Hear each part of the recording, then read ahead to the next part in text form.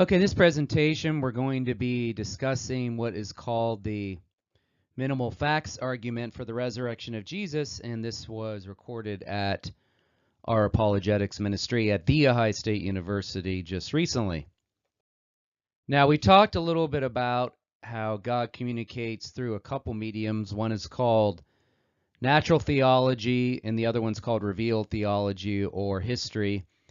And we talked about how within natural theology, that is a way that people can find God, but it is through the world of nature.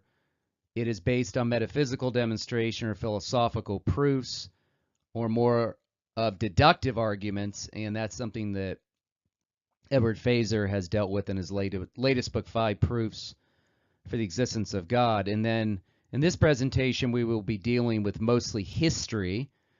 And of course, this has to do with authoritarianism, whereas we believe God has revealed himself in history through a written text. So obviously, if people reject number 2 and they don't believe that there is a God speaking in history, they may have to back up to number 1, or you may have to go back to number 1 and establish there is a God to begin with. Just depends on the individual. A couple resources here if you want to get an intro to the resurrection of Jesus. The Habermas and Licona book is a good intro on the case for the resurrection of Jesus. And if you do want to go deeper on natural theology, there is the Blackwell Companion to Natural Theology, but we're not going to be dealing with natural theology in this presentation. Now, in the book Resurrection of God Incarnate by Richard Swinburne, he thinks that there are good reasons as to why God would resurrect Jesus, and is tied in with the incarnation. He thinks it makes sense that if God is good, he would step into human history, provide atonement, provide someone to identify with our human suffering and to reveal truth. And so he basically builds up a case of prior probabilities and thinks that it is probable that God would raise Jesus from the dead, and Jesus is the type of person that would be raised from the dead given his sinless character and the kind of person he is. But that is a book to get and read on your own. I just want to mention that in case you want to go deeper on that topic. Now, sometimes when we deal with issues such as the resurrection of Jesus, sometimes this comment comes up, or these comments such as extraordinary claims require extraordinary evidence. And it kind of lays out like this. A lot of times people say extraordinary claims require extraordinary evidence. The claim that Jesus rose, or any miracle claim, is extraordinary. Therefore, any evidence supporting it ought to be extraordinary as well. But at the end of the day, a lot of people don't know what they mean by extraordinary. They kind of equivocate on that word. But more or less in number 5 here, it seems like whatever evidence we come up with, it never is going to work because it needs to be extraordinary. Therefore, Jesus didn't rise from the dead. So that seems like a drop-down argument or a perfect airtight argument against the resurrection of Jesus, but it has some serious problems to it. And of course, like I said, we have to define what we even mean by extraordinary, and then people think they're off the hook because until they get extraordinary evidence, they don't need to deal with the evidence for the resurrection of Jesus. So people try to trap us with this argument. It really has some serious problems. Now, remember also, people want direct evidence for the resurrection of Jesus. That is not something that's attainable. We were not there to see any of the people or the events in the New Testament, just like anything in antiquity and many things in science or in the past. We didn't observe them. And of course, cold case investigations are built on circumstantial evidence as well. So when it comes to resurrection of Jesus, we are appealing to a circumstantial evidential case. We cannot provide a direct evidential case, and that's okay because, like I said, if people apply that to anything in antiquity, they would never get direct evidence as well. So we're talking about circumstantial evidence, and that is admissible to court of law as well. People use it all the time in cold case investigations, and in some of the sciences are built on indirect or circumstantial evidence as well. Also remember that whatever explanation we come up with for the resurrection, they can't be ad hoc. People make up explanations sometimes despite there's no real evidence for what they're making up. And there's a difference between assertions and evidence. We'll talk about this as we go along. People can assert all kinds of things when it comes to the resurrection of Jesus. They can say that aliens raised Jesus from the dead, or maybe the disciples ate bad mushrooms and freaked out, and they think that's a good explanation for what happened in the first century, but they need to provide evidence for those assertions. And so, like I said, anyone can assert hundreds of things, but you need evidence for your assertions. Now, it comes to using the historical method. We talk about the minimal facts. Remember, when we use that word fact, sometimes we can equivocate on that word as well. Sometimes people think a fact is where you have 99% virtual certainty for something. Or other cases, we may think that, or may say that we have highly probable evidence. There's very good evidence in his favor. And that's what we mean by having facts. When it comes to history, it is inductive. It's not deductive. It's based on observation. And that is something we can only arrive to high probability for. You cannot get deductive certainty with history. It's not deduction, as I said. Now, when it comes to minimal facts argument, one of the first people ever came out with this argument was Gary Habermas back in his book he wrote in 2003 called The Risen Jesus and Future Hope. And Dr. Habermas has a PhD in history, and he basically researched over 2,000 sources from 1975 and on in German, French, and English. And he concluded there was a consensus among all scholars and even non-Christian scholars about some of these minimal facts. And then in the book in 2004 by Gary Habermas and Michael Licona, they talked about some of these minimal facts. They concluded through the catalog of evidence that Habermas compiled that there were 5 minimal facts that many scholars or critical scholars or even non-Christian scholars agreed on. Number 1, they agreed that Jesus was crucified. He was dead and killed by Roman crucifixion, or he was killed by Roman crucifixion. Number 2, Jesus' followers sincerely believed Jesus rose from the dead. Number 3, we had early eyewitness testimony to belief in Jesus' resurrection. 4, James came to faith who was skeptical of who Jesus was. That was Jesus' brother. And then 5, Paul, once an enemy of the early faith, became a committed follower of Jesus and Messiah. Now, as we fast forward here, come to 2009, there was a book called Tough-Minded Christianity, which was a series of essays dedicated to John Warwick Montgomery. And Habermas updated his list from 5 to 6. And as we see here, number 6, he says that the disciples were utterly transformed by their own conviction that they had seen the risen Jesus, even being willing to die for this belief. And so this was more of an updated version, but certainly some of the same minimal facts. Now, then you fast forward to the book by Michael Licona. He came out with his doctoral dissertation in this book, and he kind of cut the list down to 3 main points, which he called the historical bedrock. And he defined the historical bedrock as the following 3 points, or the 3 facts about the historical Jesus are held by most critical scholars and historians. 1, that Jesus died by crucifixion. 2, very early after Jesus' death, the disciples had experiences that led them to believe and proclaim that Jesus had been resurrected and appeared to them.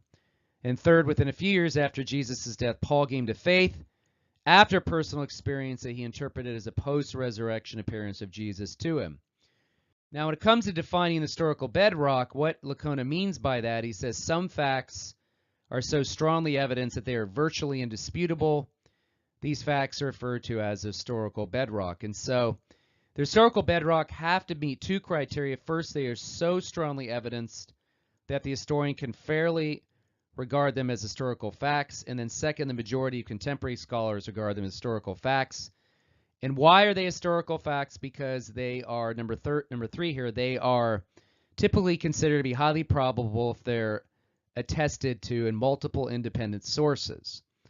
Now, remember, we are not saying the minimal facts argument proved the resurrection of Jesus. What we are saying is the best explanation for these minimal facts is the resurrection of Jesus, because, as we will see here, many scholars who are not Christians agree with the minimal facts, but they simply don't agree the best explanation for these minimal facts is the resurrection of Jesus.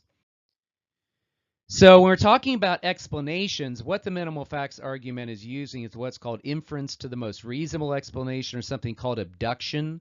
That's a little different from induction, a little similar to induction, but a little different, but different from deduction. So when we're using inference, the best explanation, we agree on what needs to be explained, right? And then what we do is we compare the evidence to potential explanations and determine which explanation is the most reasonable inference in light of the evidence. And so whatever explanation you come up with, it must cover all the data. So let's take, for example, here, a cold case detective finds a dead body who's been murdered. He wasn't there to see it directly, but then he compiles his evidence and he has to come up with the most reasonable explanation. He has to make an inference to what the best explanation is for that murder victim he finds. He interviews witnesses, he tries to build a circumstantial case, and then he presents it in the court of law, and then they come up with the best explanation. And so, like I said, the minimal facts argument is arguing that the resurrection of Jesus is the best explanation for those minimal facts. Obviously, there's other explanations as well, which we will look at. So whatever explanation you need to come up with for the facts, I would also add a few points here. First of all, like we talked about the death of Jesus, not many people debate the death of Jesus. Only Muslims generally think that Jesus was not actually crucified. Of course, some atheists as well, if they don't think Jesus ever lived to begin with. But Muslims believe the Quran is the written authoritative word of God, and the Quran says Jesus never died. Of course, the Quran's written 650 years later after the New Testament, which makes it a lot later source. And of course, historians want the earliest sources possible. So the Quran has some serious problems in being a factual source of what we can know about the death of Jesus. The second issue is that Jesus appeared to many individuals and groups after he died. Third, Paul comes to faith in Jesus. We also need to discuss the empty tomb, also what happened to James. And then 6 and 7 here, I think, are important. Why the Jesus movement got started, how it got started and continued after the death of Jesus. And could it have continued without a resurrection? Then 7, why the earliest followers of Jesus changed their devotional practice to include Jesus. They were monotheistic Jews. Why did they worship and honor and pray to Jesus, given the fact that they were not allowed to do that in their Jewish faith? And so these are some of the things that come up, and you need to have a good explanation to explain all 7 of these. Remember, whatever you come up with needs adequate explanatory scope. That means it needs to explain all the data better than any rival explanations. So one last thing here, remember this chart here, you can go through every naturalistic explanation and talk about whether it explains all the minimal facts in an adequate fashion. You can talk about the unknown tomb option, the Ron tomb option, legend, the twin hypothesis, hallucination, disciples stole the body, and other ones. We're not going to cover all these. We're only going to cover about 4 or 5 of these. But the point is that you can use all these to try to explain the minimal facts. The question is, what has the best explanatory scope and explanatory power? I already talked about the ad hoc issue before. Remember also that one needs to provide first-century evidence for these theories. If you bring up issues such as Elvis sightings and UFO sightings that happen today and try to say, hey, how can you believe Jesus rose from the dead? I mean, do you believe in UFO sightings and Elvis sightings too, and Bigfoot sightings? I mean, aren't those all the same thing? No, they're not. That is really a false analogy. You need to deal with first-century evidence, and so bringing up those things are really not helpful to this debate at all, and there's really not adequate evidence for each one of these. And also, we need an historical religious context for each of these. If you're going to bring up Bigfoot, Elvis, and UFO sightings, what significance does Elvis, UFO sightings, or Bigfoot have? And of course, with Elvis, we can verify he's dead. Just go to the tomb, his empty casket, or his casket. We can see his body there. The point is that sometimes people bring these up. They're really silly and immature. So let's deal with first century evidence and what you can provide in that way. I already talked about the inductive historical method. Remember, a fact, we can get to 85 to 90% high probability. We cannot get to absolute certainty with history. It's just not possible. So the minimal facts approach also does not assume biblical inerrancy. You don't have to prove the Bible is the Word of God. you can just talk about these minimal facts, just using historical methodology, and you do not need to deal with inerrancy. So that's one of the advantages of the minimal facts argument. Now, one of the objections that comes up the minimal facts argument is the fact that if you're going to appeal to consensus, maybe that has some problems, because if you're going to argue that it's true just because most people believe it, obviously there's things that people could believe and argue for consensus that they're really don't have good evidence for.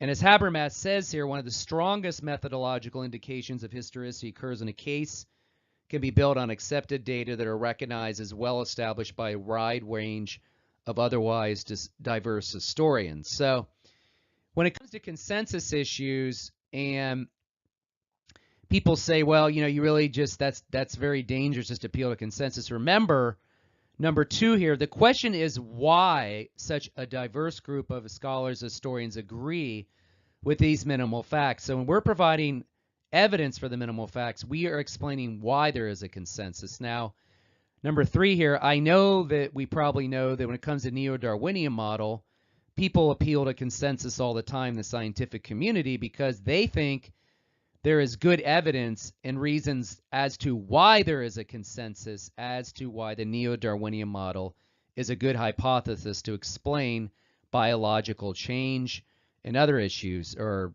common descent or something else. So the point is that we can explain why there is a consensus, and that's what we want to do in this presentation.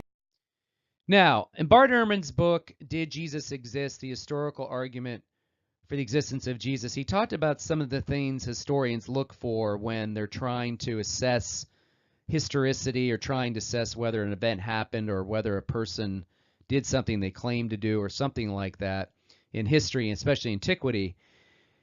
A few things. He says their historians desire to have sources that are relatively near to the date of the person or event they are describing. Of course, they want the earliest sources. Historians like numerous sources to be extensive in scope. Number three, they desire to have sources that corroborate each other, at least in the major points, if not in all the details. And generally, they desire various sources that are independent of each other, who do not rely on each other for all their information. So these are some of the things historians look for, and this appeals or applies the minimal facts argument. Let's talk about a way this applies to some of the minimal facts. So we talk about minimal fact number one, the fact that crucifixion. I'm just going to give a few quotes here before I talk about the other aspects of the minimal facts. Ehrman says the crucifixion of Jesus by the Romans is one of the most secure facts we have about his life. J.D. Crossan, John Dominic Crossan, who was with the Jesus Seminar, says Jesus' death by crucifixion under Pilate is as sure as anything historical can ever be, for if no follower of Jesus had written anything for 100 years after his crucifixion, we would still know from him two authors who are not his supporters. We know about him. We could appeal to Josephus and Tacitus. And then we have Gerd Ludemann, who is an atheist as well. He said the fact of Jesus' death as a consequence of crucifixion is indisputable, despite hypothesis of a pseudo-death or deception, which are sometimes put forward. It need not be further discussed here. So when it comes to minimal facts, remember Ehrman also appeals to this issue, which I agree. Christians who want to proclaim Jesus as a Messiah would not have invented the notion that he was crucified because the crucifixion created such a scandal.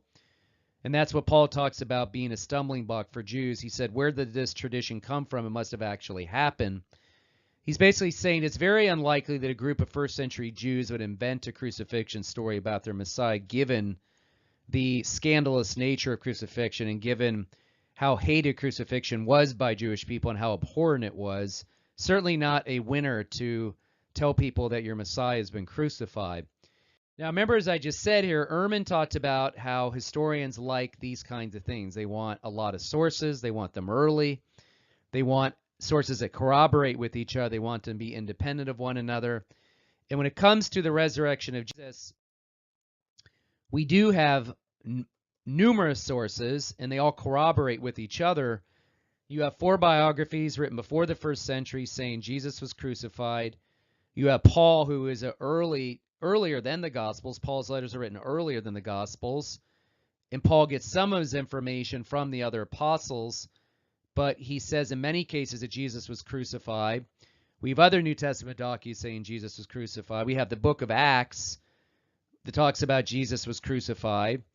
We also have things outside the New Testament, such as Josephus and Tacitus, but the point is that you have multiple sources. Some of them are independent of each other, and they all talk about Jesus being crucified. And it just doesn't make much sense for any of these New Testament authors to make up a crucified Jesus, given they were first century Jews.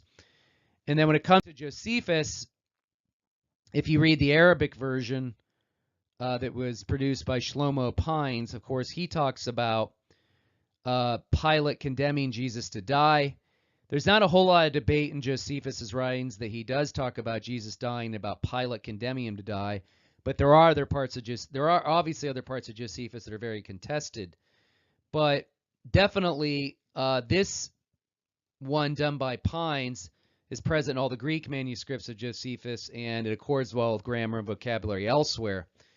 So it is interesting that, obviously there is some good evidence Josephus talked about at least the death of Jesus. Now, there's also what's called the Pilate inscription, and that was something that they found that corroborated that Pilate was really there in the first century. It was regarding the same Pilate that was talked about in the Gospels. It was discovered in 1961. You can see it in the Israel Museum in Jerusalem. So that was something that corroborated Pontius Pilate. You also have the bone box that was found in ossuary of Caiaphas, the priest that was talked about in Mark 14 in the trial scene with Jesus, the Jewish priest. We know that he was involved at least in talking about Jesus' trial scene, even though that was not the Roman trial, the Jewish trial, which wasn't necessarily a legal trial. But the point is that he was there and he had something to do with Jesus's claims and had to do with the trial scene there in Mark 14. And then we found the archaeological evidence for a crucified victim at the time of Jesus. It's not Jesus's body, obviously, but it was another victim named Yohanan, and that was found, and it looks a lot like the kind of crucifixion would take place in the first century, and it verifies or corroborates the fact that there were crucified victims in the first century, similar to what we believe what happened to Jesus. Now let's move on to the empty tomb here. Habermas talks about here how the number of critical scholars who accept the empty tomb drops to about 75%, and that's a little less than 90% for the other minimal facts, because Habermas in his documentation found that about 90% of critical scholars agree with those minimal facts that he mentioned. But when it comes to the empty tomb, it drops a little bit to 75%. And the drop most likely is due to profound implication for an empty tomb, because if Jesus were buried after his death, then the empty tomb would be a decisive additional piece of evidence for the disciples encountering physical Jesus.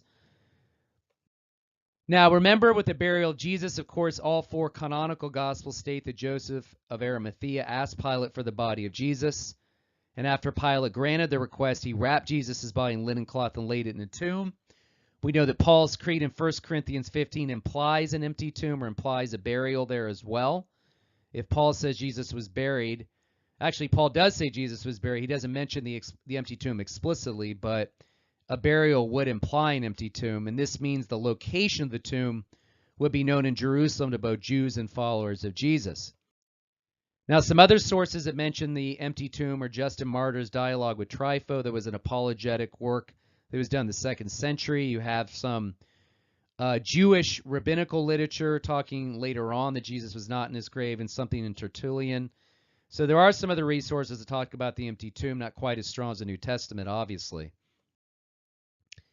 Now, when you look at a rock-cut tomb here in this picture, Jesus, the Gospels talk about how Jesus was buried in a rock-cut tomb, and that was for somebody that had a lot of money. Anyone that was to be buried in a rock-cut tomb had to come from a rich family. We know that Jesus came from a poor family, so there's no way he could afford to be buried in a rock-cut tomb. He couldn't be given any kind of burial in a rock-cut tomb. And when it comes to the burial practices, what generally happens when they found some of these ossuaries later on, we know that what we found is the best preserved skeletons are found in some of the better constructed tombs. And we know that these tombs were mostly for the rich and not the poor, because in many cases, if you were poor and you were crucified, you were just generally put in the ground or buried in a trench pit, or maybe possibly in a smaller cave, but not many skeletons have been found there. Now, when it comes to the burial account or the empty tomb, a lot of skeptics attack it and they say Jesus not would have been given a proper burial because they say the Romans would have just thrown his body to wild animals. And when it comes to the background of crucifixion and burial, what would happen was when the victim was crucified, they were left to die out in the public square in the middle of the day. They were left to be exposed because crucifixion was a deterrent so that other criminals would not commit crimes against Rome.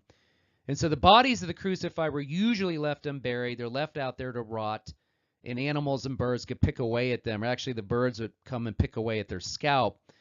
And so the point is that a lot of times the body would just lay there in the open daylight to be a deterrent to others. It was really humiliating. It was shameful. Now, there are some cases in Roman law, it does talk about where bodies could be taken down and buried. So it's not like all victims were hanging there every time, but one of the most common things that happened was a crucified victim was left there to die for several hours.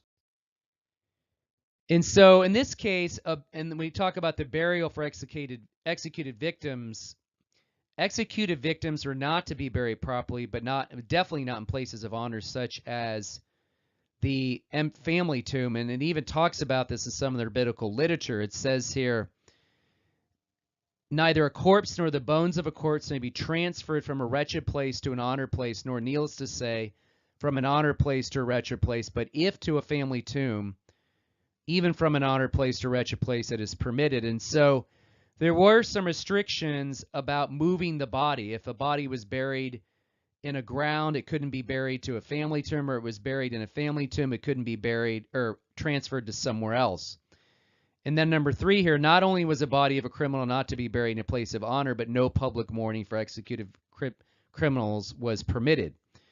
And so those are just a little bit, those are some factors about the Jewish background, some of the things about burial. Also in Deuteronomy 21 to 23, Jewish law prohibits bodies to be exposed to the daylight or to be buried out or to be hanging on a tree, or I should say that there was some warnings in Deuteronomy 21 about what it would happen if a body is exposed in the broad daylight or hanging out in the open, because it was believed that that person was under God's curse and it would desecrate the land. And so if you ever had a body hanging out in broad daylight, that body'd have to be buried before sundown because it would defile the land. And that leads to one of the reasons why Joseph of Arimathea comes to Pilate and asks for Jesus to get a proper burial. It needs to happen before sundown. Before obviously he doesn't want the body to be exposed all day. And so now we have an issue. At the context of the Gospels, you have the eve of Passover, which is one of the most important holidays in Jewish history. And then you have Pilate being approached by Joseph of Arimathea to give Jesus a proper burial. So the question becomes, would Pilate want to keep the peace in the land between Rome and Israel? And would he go ahead and grant Pilate the body of Jesus to keep the peace? And of course, we know in the Gospels, the Pilate does grant the body to Joseph, and Joseph lays it in the tomb and gives Jesus a proper burial. So what this really boils down to is when you deny the burial of Jesus in the Gospels, you obviously are saying the Gospels are not reliable, and you're obviously assuming that Paul's creed in 1 Corinthians 15, which is even earlier than the Gospels, which implies an empty tomb, is wrong as well. And so the rock-cut tomb story matches perfectly with Joseph of Arimathea because he is a rich man, and we know that Jesus could not afford a rock-cut tomb. And so there's a lot more work that has to be done on showing the empty tomb story in the Gospels is fictional or unreliable. And I think that skeptics that come up with that are only speculating at best. It's purely speculative. So anyway. Okay, minimal fact number 3 is that Jesus appeared to his disciples. And in this minimal fact, as we talked about, Jesus' disciples sincerely believed he rose and appeared to them, including Paul, James, and former persecutor and skeptic. Number 2, the disciples transformed from frightened, hiding individuals to bold witnesses of the resurrection. Number 3, this is established by the primary evidence. Peter, Paul, and John wrote what they personally witnessed. And of course, it's also established by other written tradition. In through the 2nd century, you have some of the church fathers and church leaders writing about it as well. Now, there are some quotes here about the resurrection experiences. We know that Paula Fredrickson is not a conservative Christian. She says here, I know in their own terms what they saw was the raised Jesus. I'm not saying they really did see the raised Jesus. I wasn't there. I don't know what they saw, but I do know as an historian they must have seen something. Bart Ehrman again says, we can say with complete certainty that some of his disciples, at least some time later, insisted that he had soon appeared to them, convincing them he'd been raised from the dead. E.P. Sanders, another moderate, says that Jesus' followers had resurrection experiences, in my judgment of fact. What the reality was that gave rise to the experiences, I do not know. So once again, we see that even non-conservative or non-Christian scholars agree that the disciples had some sort of experience that they interpreted as a resurrected Jesus. And when it comes to the appearances of Jesus, you have these different physical appearances in different locations. Obviously, as I said, they seem to be physical. There's touching, there's hearing, there's a physical aspect to them. You have different appearances, different groups of people and individuals. You have them, of course, then you have some passages talking about how Jesus ate with them. So anyone that's reading these know that they appear to be physical bodily appearances. They're not visions or ghosts, as we'll talk about more in a minute. Now, nearly all scholarship agree then that the disciples had experiences of the risen Jesus that transformed their life. The question is, we have to explain why they believe they saw the risen Jesus. It's not so much they disagree that the disciples thought they saw the risen Jesus. It's the issue of what explains that. So what accounts for these resurrection appearances? We could talk about visions. We could talk about apparitions. We could talk about translation or the resurrection of Jesus and some other issues. But let's talk about visions first, because this is a very popular explanation. In the visionary hypothesis or explanation, we see here that Marcus Borg says the followers of Jesus, both then and now, continued to experience Jesus as a living reality after his death. In the early Christian community, these experiences include visions or apparitions of Jesus. We have Bart Ehrman, who says here visions can account for the resurrection appearances. He says visions are either veridical or non-veridical. Says he doesn't care whether the visions are either one. He does not trust the empty tomb account. He doesn't think the historical method can show whether a miracle can happen. That's a methodological issue. So Bart agrees they had experiences, but he just calls them visions, and he doesn't think it was actually a physical raised Jesus that they saw. Same theme with Gerd Lunemann. He says the visions reinforced by enthusiasm was contagious and led many more visions until we have an appearance of more than 500 people. So let's talk about the vision hypothesis or explanation, what some of the problems are with it. First of all, the term vision's vague, and you must define it, because if you say visions are objective, meaning they see something with their natural senses, that's one way of viewing a vision, or it could be just a subjective vision, like a product of our minds. Some people have internal visions. That happens all the time, but that doesn't mean there's something in a physical reality outside themselves. So if the visions were objective, we might still have a raised Jesus, but it might just be like a spiritual Jesus or a ghostly Jesus, not a physical Jesus. That doesn't mean Jesus didn't rise from the dead. That would just mean it's a spiritual Jesus, not a physical Jesus. But the two words that are used for resurrection in the New Testament both imply a physical body, as we know.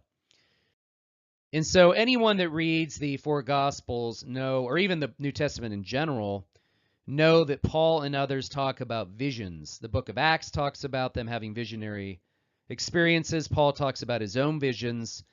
It seems they have a pretty good idea of what internal visions are and how these are different from a resurrection appearance. They don't seem to describe the appearances of Jesus as subjective visions or even visions at all. And we know that we see that in the Gospels and the book of Acts that it seems that the same physical body that was in the tomb vacates it 3 days later. We know that Jesus has a glorified physical body. We know that Jesus says his body has flesh and bones. He's not a spirit. And Acts 2:31 says Jesus was raised in the flesh. We know that Jesus' resurrection has physical wounds. Jesus reveals his crucifixion scars to his disciples and challenged Thomas to touch him. So anyone that reads the New Testament knows the Gospels alone that it seems to be a physical raised Jesus. It's not a ghost or just a spirit.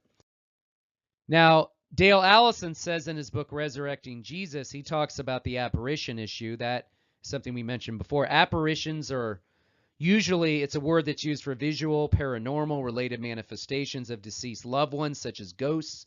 Some people try to tap into the supernatural when they lose a loved one. They try to see if they can bring that loved one back to life, and they see something like a ghost or a figure in their room. But Allison talks about how he knows people in the ancient world were familiar with apparitions. We know that he says even he believes that the disciples saw Jesus after his death, but trying to say they're apparitions is problematic because, as he says here, typical encounters with the recently deceased do not result in claims about an empty tomb, nor do they generally lead to a brand new religion. And they certainly do not eat and drink, and they're not seen by crowds of up to 500 people. And as we know, Jesus says in Luke 24:39, "Look at my hands and feet. It is myself. Touch and see me. A ghost does not have flesh and bones, as you see I have." So obviously, as I said, the Gospels and elsewhere seem to teach it was a physical raised Jesus. Now, if someone simply rejects that, then that becomes an exegetical issue or possibly a metaphysical issue, meaning they don't believe in miracles, and so they can't have a physical raised Jesus at all. Now, what about translation? That means Jesus may have been assumed into heaven, not raised from the dead. That's similar to what happened with Enoch and Elijah, when they simply were transported right to heaven. There wasn't like any kind of resurrection appearance or anything. But that's not really what happened to Jesus. We know that his ascension is not the same thing because he had already been seen by groups of people after his resurrection. So the resurrection of Jesus is not the same as translation. What about hallucination? This is one of the most common naturalistic explanations for explaining the appearances of Jesus to the disciples. There are some problems with group hallucinations because it would have to be group hallucinations, even though there are individuals that Jesus appears to. But number one, since a hallucination is an event that occurs in the mind of an individual and has no external reality, it'd be hard for one person to participate in another's hallucination. They're more like dreams. Number two, if a group hallucination had occurred, it would have been more likely that the disciples would have experienced their hallucinations in different modes. You know, one might have said, "I see Jesus over there by the door." Another said, "No, I see him floating by the ceiling." Another might say, "No, I hear him speaking to me." While others say, "I only sense that he's in the room with us." And so we need to remember that that's one problem with the hallucination explanation. Another problem is it's hard to psychoanalyze anyone in antiquity. Obviously, it's very easy to psychoanalyze someone in front of you. You can sit them down and talk to them like psychologists do, but really to try to psychoanalyze the disciples in antiquity can be very hard. We know that because we have a big time gap there.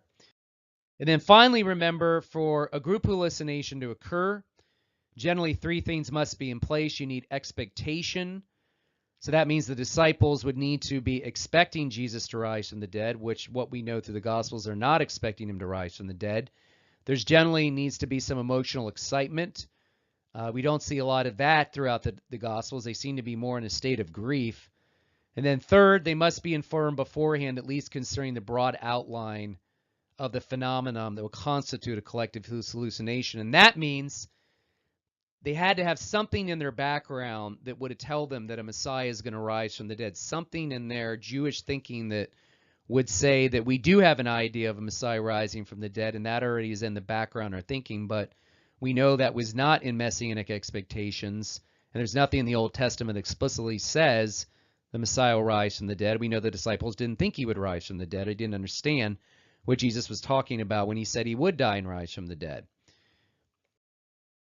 There's also the cognitive dissonance theory explanation, which is very similar to the hallucination theory or hypothesis. And that cognitive dissonance explanation says that what you have is the disciples who are disappointed that Jesus died because they thought he would bring the reigning kingdom of God. And so when he died, they can't cope with it. So because they're disappointed, they need to reorient their reality. And since they want Jesus to be the Messiah and they're disappointed, they basically tell themselves that Jesus is risen from the dead to fill in their dissonance that they're having, and they reorient their reality.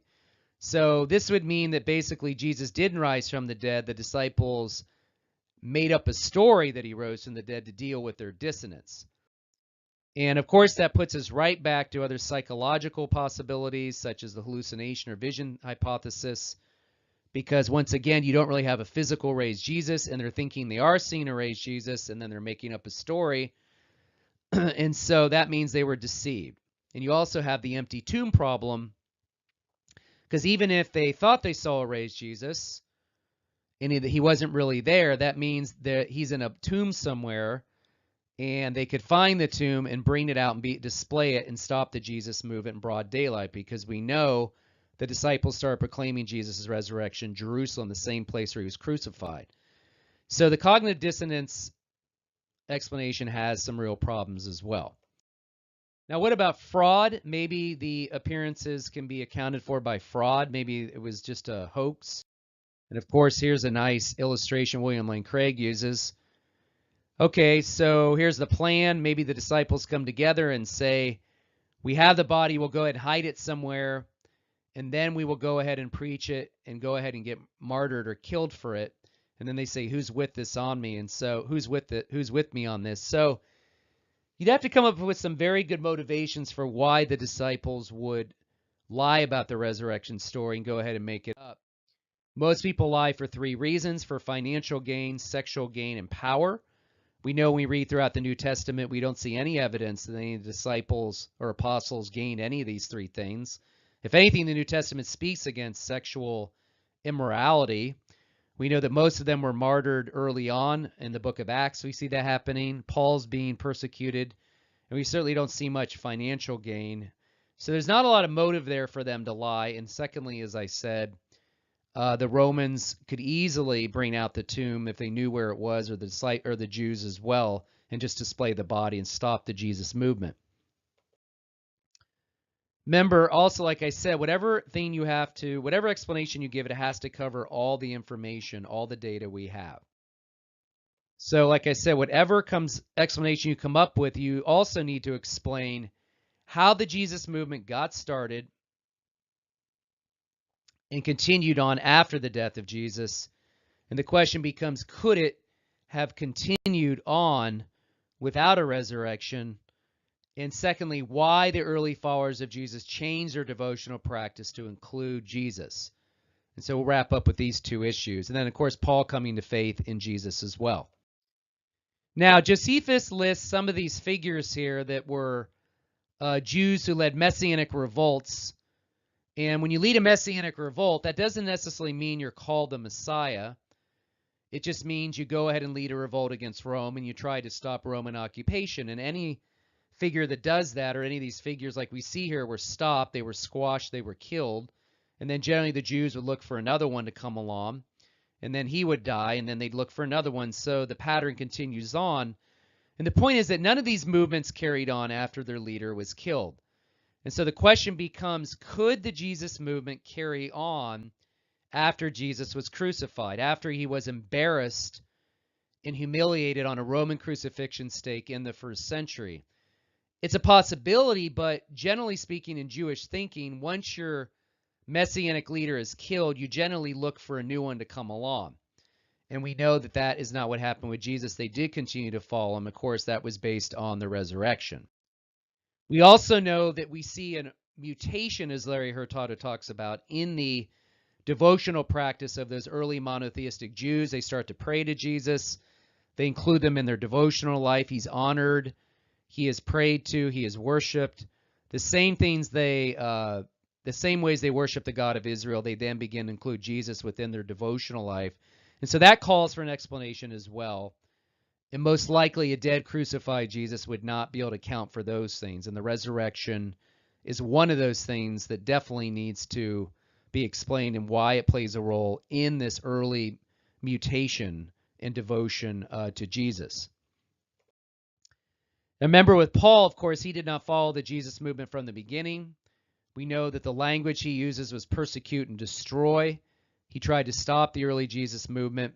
Now, some people think that maybe Paul had some sort of conversion disorder. There's some sort of psychological explanation for what happened to Paul, but there's a very good online article, number 3 here, that Gary Habermas talks about this, and you can read it there. Paul does not fit the criteria for any kind of conversion disorder. Everything we know about him from what we have in the first century, there's no good evidence that he would have any kind of conversion disorder, so you can read that on your own. And of course, Paul also begins to call Jesus the Lord. He has a shift in his thinking from obviously worshiping the one true God, the God of Abraham, Isaac, and Jacob. He then begins to incorporate Jesus into his worship as well and claims Jesus as the Lord, as we see in 1 Corinthians 8, 5-6, building on the Shema in Deuteronomy 6, Hear, O Israel, Lord our God is one. He then begins to include Jesus within his devotional practice, meaning that there's still one God, but Jesus is the Lord as well.